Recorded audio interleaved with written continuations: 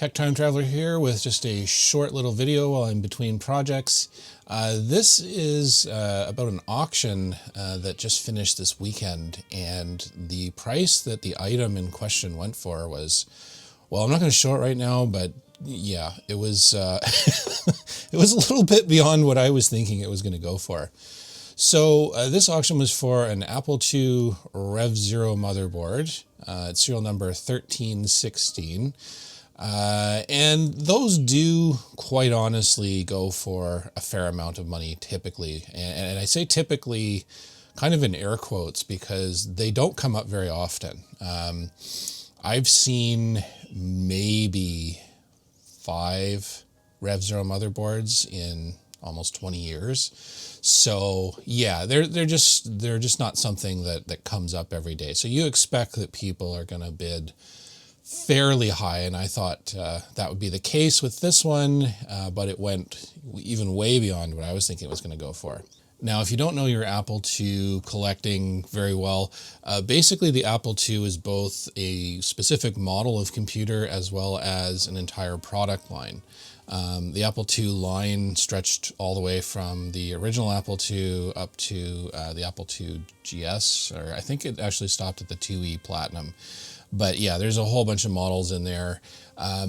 But the one that collectors go most crazy for is the original Apple II. And you can usually tell you've got one of those in your hand if it's got the classic beige case and it has just Apple II on the badge on top. Separate and distinct from the II Plus, which looks otherwise visually identical, and in fact, for most intents and purposes, is the exact same computer. The difference between the II and the II Plus, the II uses Steve Wozniak's original integer BASIC, and the II Plus uses the later AppleSoft BASIC, which is a derivative of Microsoft BASIC. We know that there were about 60,000 Apple IIs just based on serial numbers. We know that they start at serial number 1, and serial numbers into the late 70,000s have been seen. There is a 20,000 serial number gap though, starting at about serial number 40,000 up to about 60,000. I've never found an explanation for why, or I've never seen any machines sort of in that range. So I'm assuming something happened in production. It maybe stopped for a while and then carried on later. But yeah, there's a gap there. So based on the numbers that are available, we guess there's probably about 60,000 of them. Now, within that 60,000, there's a whole bunch of different revisions of the Apple II motherboard that happened. And the Rev Zero obviously is the first one. There's no revision because it's the original design. And then there's the Rev 1, 2, 3, 4. There was even a Rev 5, which we've only seen one of. It appeared in an Apple II Plus. Supposedly there's a Rev 6, but nobody's actually seen one. And then there's, I think Rev 7 is as high as the original Apple II went. So yeah, the Rev Zero is the one that everybody salivates over if you're a serious collector. And a Rev Zero machine, an original one, can easily get into thousands of dollars. In fact, they can get into 5 figures depending on the particular variant there is. Because there's not just one Rev Zero Apple II. That would be too easy. No, there's 4 different variations to torture collectors with. The very first one would have been something just like this. It's basically just the board. It would have had all of its chips and everything. And Steve Wozniak said that was basically kind of a sop to early Apple II customers and hobbyists, people who still wanted to build their own computer. There were about 300 of those boards made, and then Apple began basically producing only the complete computer with the case, the power supply, the keyboard, everything as one package. So that takes us into the second variation of Rev Zero Apple II, which is known today as the Ventless. And that computer basically looks identical to all the other Apple IIs except for one detail, which is that it does not have any venting on the side. And that was at the insistence of Steve Jobs, who always kind of preferred a clean design. But it came back to bite Apple after just a few hundred of them were made. Basically, I think it was like a urethane or polyurethane material that they used for the actual case did not stand up well to heat, and especially when people were putting their heavy CRT monitors up on top, there was a tendency between the heat of the computer and the monitor and the weight of it to actually warp the thing and actually just practically melt. So Apple immediately changed to ABS plastic, and they actually offered all of the people that had received the original case an upgrade to that. And pretty much almost all of them, except for those that might have been really far-sighted in terms of collectability, or people that just didn't bother for whatever reason, sent theirs in for upgrades. And so there's very, very few of those out there. They're very fragile, and they go for big bucks. They go for 5 figures guaranteed. The next version of Rev Zero is basically the vented ABS version, and yeah, those, I think there were probably around 2,000 or so of those made. I don't know the exact number. And then there was a change, so they went from this board design with the green expansion slots, which according to lore, Steve Wozniak got through HP, who he had been working for. They went to a dark green. And that's the version of Rev Zero Apple II that I have in my own collection. Functionally, it's identical. It's just a different colored slot, and for whatever reason, collectors value it slightly differently. Although you still will spend thousands of dollars to get your hands on an original one. So yeah, those are basically the 4 variations that are out there. And a lot of Rev Zero machines that come up on eBay aren't actually Rev Zero anymore. They're basically the case, the power supply, and typically an upgraded motherboard. Because the Rev Zero was a little bit peculiar compared to the other boards that came after. One thing that it's known for that us serious collectors love is the fact that it doesn't have a color killer circuit. So when you fire it up in text mode, you have this purple fringing around all the text, because the idiosyncratic color system that Steve Wozniak devised in this version of the board didn't have a way to be turned off. So yeah, you got kind of purpley text everywhere. Another thing was a large prototyping area down in the bottom right corner, relatively large. This was gradually eaten up completely in subsequent revisions. But it afforded the hobbyist the opportunity to sort of experiment and change the computer a little bit. I believe the Rev Zero had fewer colors as well available to it. And I should probably mention there's a few different keyboard variations that appeared in the Rev Zero. The very first one is a Datanetics unit that looks very similar to the one that was popular with the Apple I. It's got a little edge connector on the left-hand side. You can sometimes spot it in photographs. That's a very good hint that you've got a very early Apple II. And then they went to a smaller, still single board design, and it appeared in green and brown. The brown was the latest one. So yeah, that's just another thing to be aware of, because obviously keyboards can get replaced as well over time if they fail. And then another thing, if you've ever fired up a Rev Zero, it's not quite as friendly as the later Apple IIs, because you know the typical Apple II, you turn it on, it's got Apple II right across the top of the screen, you hit Control Reset and you're in basic. That's not what happens here. When you turn these on, you get basically a screen full of random junk. You have to actually reset the computer yourself by hitting Control Reset. Then you hit Control B if you want to actually go into Woz's Integer Basic. And you can distinguish Woz's Integer Basic from the AppleSoft visually, because the prompt for it uses basically a greater than symbol rather than a square bracket parentheses. So yeah, those are a few things that Apple improved in subsequent revisions. In fact, in the very first revision, Revision 1, the main thing they did was they added a color killer transistor right up here. And that basically allowed text to be displayed in pure white. That was probably one of the most important things they did right off the bat. And then later they made adjustments for things like timing and stuff like that. So yeah, that's basically Apple II collecting in a nutshell. And yeah, a significant number of Rev Zero machines were upgraded or repaired over the years, and ultimately had different boards installed than what they originally came with.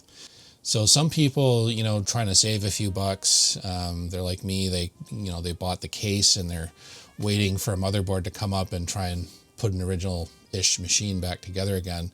The problem with the Rev Zero is, like I said, they don't come up very often. I've seen 5 probably in 20-something years. And all of those, except for this one, were the dark green expansion slot type. So yeah, I was really interested to see what this would go for. So let's reveal the price. Drum roll, please. Ta-da! Yeah. Yeah, I was not expecting that price. $3,374 for this. Now let's just have a look at this, okay? Because this is the thing that really surprises me. This board, do you notice something missing? There's no chips. There's no chips at all. There's no ROM chips, which are really super hard to get. There's no support chips. There's no RAM chips. There's nothing. It's just a bare board. And if you look at the bottom corner here, you can see that a few of the original sockets were replaced with these machine sockets, which means somebody was doing some repair work on this thing, more than likely, and probably got stymied somewhere along the way and basically just gave up on it and stripped it of all of its chips. This board, according to the seller, was actually found in a box with another Apple II board in an estate sale. So I'm guessing probably the other board was the board that the user upgraded to, and possibly the chips that belong here ended up there, which is really unfortunate because, yeah, like the big problem with this is going to be finding date code correct integer basic ROMs. Yeah, they just don't. To find them, I think for this board, what's the serial number again? 1316. So probably the date codes for those would be 77, early 78. Yeah, I would not bet the farm on being able to find those. I've seen an auction for, I think they were 1978 date code, and it went for about $450, somewhere in there. So yeah, that's I mean, $3,400 for this. Yeah. I mean, and you got to figure, like, you spend this, you've probably spent money somewhere along the way on a Rev Zero case. Those typically go for $1,200, $1,300. So you're almost at $5,000 before you get into the cost of chips to stuff the thing again. And you still got to fix it. And a complete Rev Zero Apple II, an original one. Well, let's have a look here, because I actually keep track of this stuff. This is a record that I've been keeping of every Apple II auction that I've seen for the last several years. You can see I've got about 130 or so of them. Let's see what an original Apple II, all original Apple II in the roughly the same serial number range as what this motherboard should belong to would go for. Now this board is serial number 1316, so you got to remember that's a few hundred serial numbers ahead, so probably you're looking at, the case would have been serial number probably in the late 1000s, somewhere in there. So yeah, 1218 is the closest I've got, and this was an all original machine. It just sold a couple of years ago, $6,200. So yeah, I mean, that's cutting pretty close. And the thing is, at the end of the day, yeah, you might be a few $100 under that, all invested, but you're not going to have an original Apple II for that price. You're going to have a hodgepodge of parts, none of which belongs to one another, and probably at auction is not going to fetch anywhere near the combined value of the parts separately. So unless you've got the actual machine, and I don't know how you would know for sure that you did with the correct serial number for that, yeah, I don't know. I think you're kind of throwing money away here, but that's just me. I'm really not sure. I mean, look at all these bodge wires here. I'm not even sure what they were doing. I remember reading about some modifications that were published for the Rev Zero boards, I think to improve timing and possibly a workaround to try and suppress the color fringing. But yeah. So yeah, that's kind of where the hobby's going. I don't know. I'm starting to think maybe I should find a cheaper hobby to get involved in, like, I don't know, cocaine or something, because this is, I'm guessing maybe this isn't 100% legit. It's possible that this is like a bid nuking thing that went wrong, you know, where basically you kind of have in your head what the value of an item is, and you just say, I just want to win this thing, I don't care, so I'm going to put a bid of 5,000 down. That'll ensure that somebody doesn't snipe it out from under me, you know, by 25 bucks or something, which is, you know, one way of doing it. But of course, the risk is if somebody else is in there and wants to do the same thing, then you end up with something like this. So another thing I'll note is this is a private auction, which, I mean, it shouldn't mean that much because, you know, eBay obscures pretty much all the details about bidders anyway, so pretty much every auction is like a private auction. But these ones always just feel a little weird to me. You know, you just kind of think, oh, you know, maybe the seller's got a friend or something, or maybe they're up to something shady. You know, somebody has to specifically pick this. So it really kind of makes you wonder, you know, what the heck's going on. I often used to say that vintage computing gear would make a really good way to launder money, because it'd be very hard to prove what the real value is, and it's pretty easy to obscure who's doing what on eBay. So we'll have to wait and see if this board shows up on eBay again, if people back out on paying, because that's unfortunately a common thing on eBay. But if that holds, yeah. I mean, I kind of get the willingness to spend a fair amount of money. I mean, it's, like I said, this is the only one I've ever seen show up on eBay in 20 years. So, you know, who knows when another one might show up. The Rev Zeros just weren't typically produced as loose spares. So they're not just lying around. If they were replaced, typically the original board would have been chucked somewhere, and that would have been it, because it was considered, you know, inferior technology. But yeah, that's your lesson on eBay for today. And if you're curious about my vintage computer auction records here, I will make this link available in the description for this video. This started out as a project specifically about the Apple II, because I was trying to collect years ago an original Apple II, and I really didn't know anything about, you know, how to tell if one was original and what parts should be in it. And I'd read a lot of stuff online, and a lot of it boiled down to just pure speculation. Like a lot of people were saying things authoritatively that once I got this list going, I found out weren't 100% true. People would say things like, well, Rev 2 boards were never actually produced and never actually sold. Meanwhile, I actually had a Rev 2 in my lap, where I could see just by looking at that list, yeah, there's actually quite a few of those. So yeah, I did that mainly to get a sense of what was going on with Apple II production, so we could say a little more authoritatively, yep, this is probably original or it's not. Another goal obviously was to track values. To date, the most expensive Apple II that I've seen come up at auction went for 24 grand, and that was a ventless. There's been a more recent one that went for 11 grand, and I think the difference in price of 13K is because it had a hole drilled in the side for a fan that was there. I don't know, apparently that was worth 13 grand. But yeah, if you want an original Rev Zero, typically you're going to be somewhere between high threes to high sixes, $6,000. So yeah, it's definitely not cheap. But yeah, if you want to check this out, I will put a link in the description. You can see I've got about 130 or so machines, and we've got serial numbers. You can see the serial number gap here. I've actually seen one machine with serial number 40,000 something, but I've never seen one much higher than that. I've never seen any in the 50,000s. So yeah, I'm hoping one day one of those shows up or some explanation occurs. And then this is the latest one, 78139.